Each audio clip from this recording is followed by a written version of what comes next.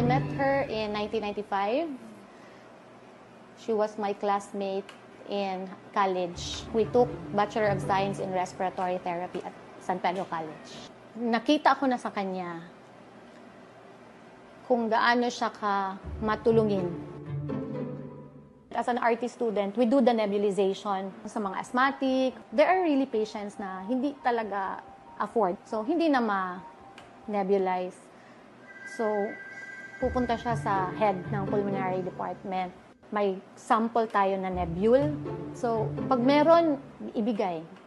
Sara spent 4 years of law school at the San Beda and her final year in San Sebastian. Ang alam ko talagang magdodoktor. Kaya nga nag-medical eh. Especially when her mom got sick, she was really there. I don't want to be separated with my mom. That's why I built my house beside her house. Sara is authentic. Kita mo, hindi siya always nagsasalita. But when she talks, she means it. The female version of her father. That is the reason why she's very careful in her decision-making. Because she is the family name Duterte. May reputation siya, may pangalan siya na kailangan protect. Hindi nakikita ng lahat ng tao yung tulong na ginagawa niya. Ang sitwasyon po sa aking anak, meron po siyang clip lip.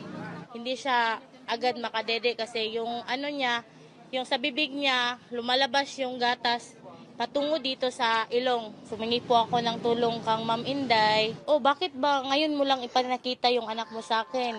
Eh, dapat noon pa.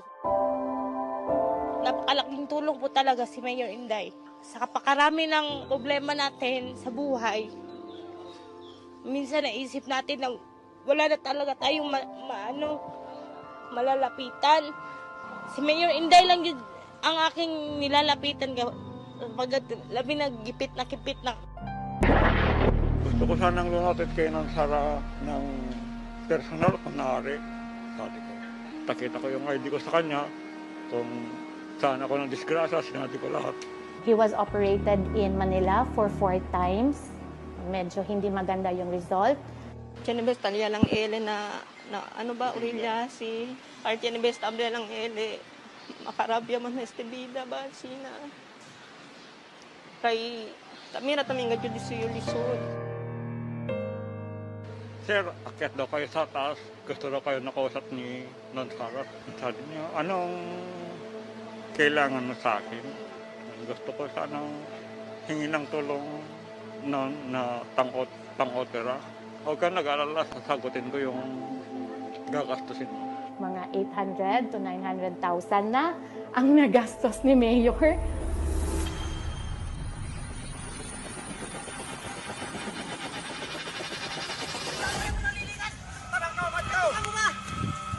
You remember yung the C-130 crash? It was Mayor Sara's initiative to transfer the severely injured or wounded soldiers dito sa Davao. Hindi na siya kailangan sabihan. Kusa niya nang gawin. Congratulations, non. Wala ko daw kasi.